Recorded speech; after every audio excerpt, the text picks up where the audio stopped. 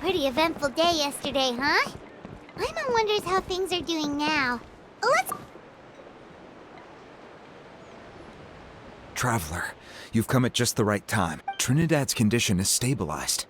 He suffered burns on much of his body. Guess that's the best news we could hope for.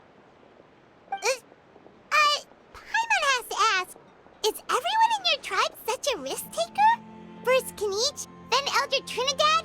Is this... We're simply not afraid to charge ahead into the unknown. He's fine. Don't worry.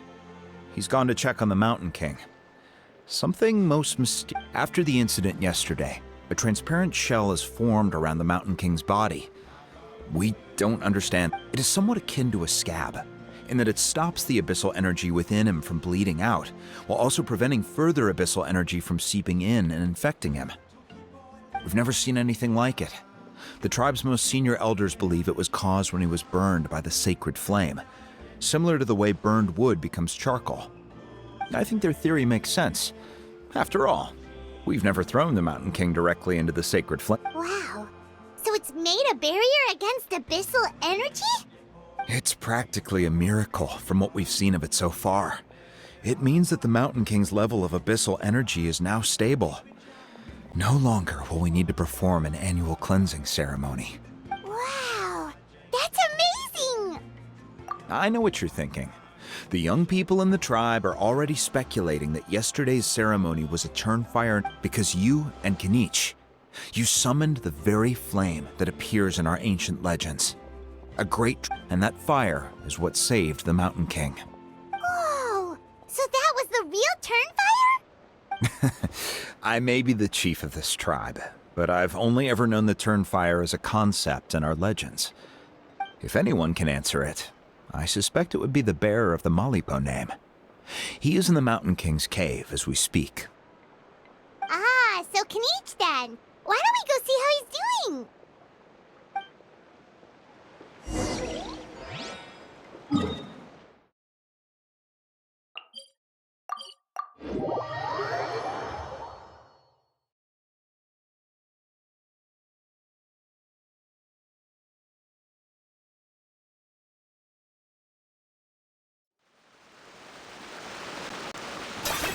Are you running away?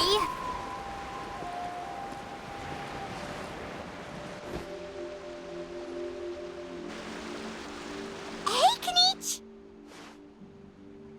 Hey yourselves.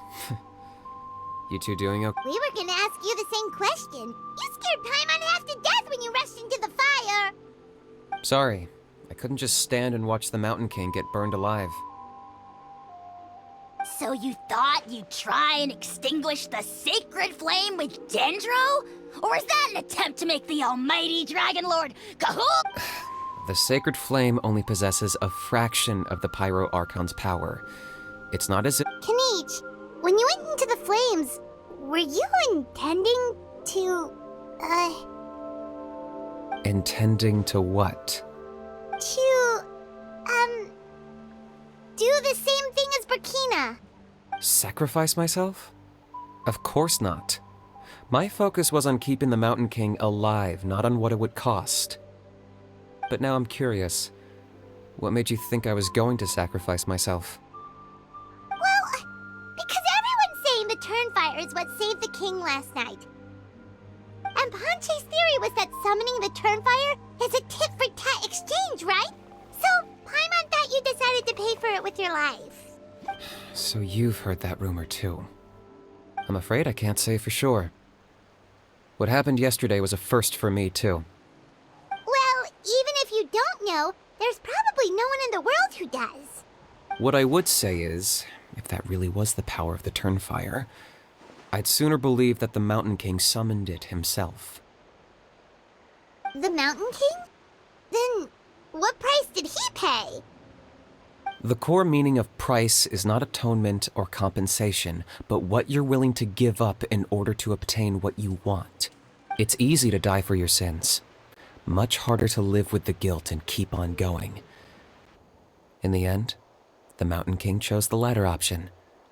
For Burkina and for the tribe. That's the All right. So, how is the Mountain King doing now? Health-wise, there's nothing to worry about. He'll enter a fighting stance whenever we set foot in his territory. But his attacks are gentler now and not as crazed as before. Like he said yesterday, he just intends to be a sparring partner for people to practice with.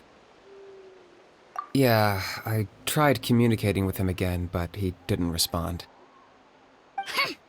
We dare say that Locust King has well and truly lost its mind. The lights are on, but nobody is home.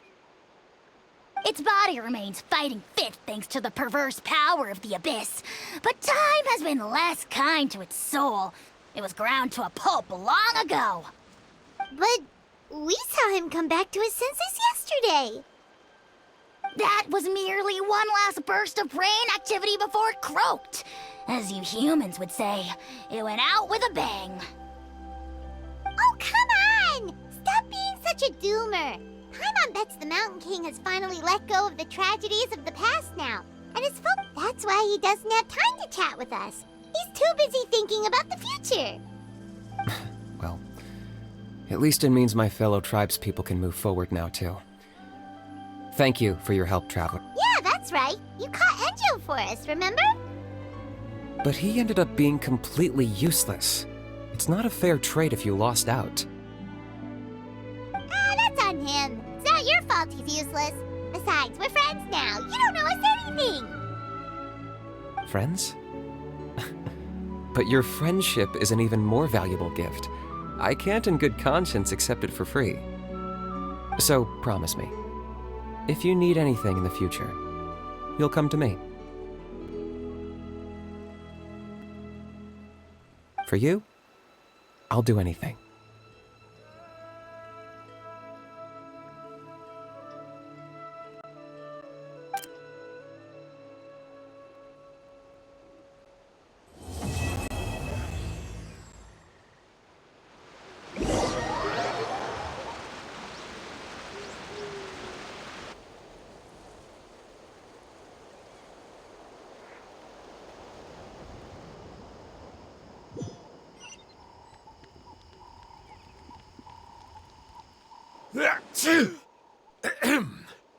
So, in the end, only poor little Huni got the sad ending?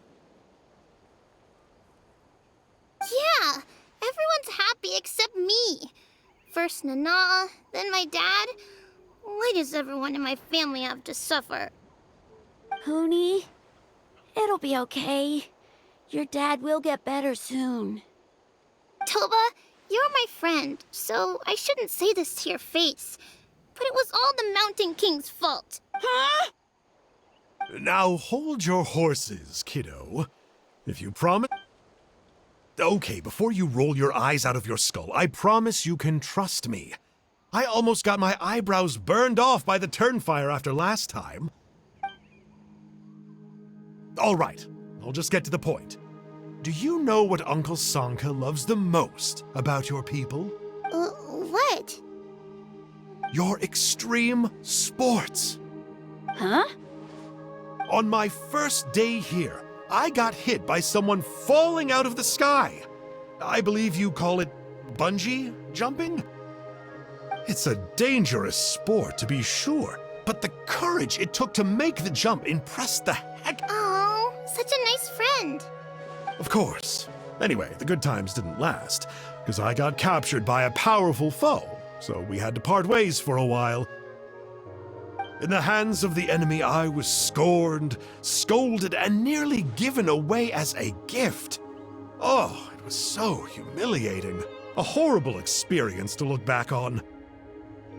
Why does Uncle Sanka always have to suffer, I thought. So I feel your pain, Huni. I was in the same position. But in the end, I made it through, and I left all of those painful memories in the past. I even managed to reunite with my friend. Is that it? The moral of the story is to look forward in life, right? Yeah, we've heard that one millions of times. Sorry. Very smart, Huni, but not quite smart enough. What I'm trying to tell you is that after I reunited with my friend, I found her injuries were all healed, but she really missed her family. She's right behind you. Turn around. Another trick about not turning back? I'm not falling for that one again.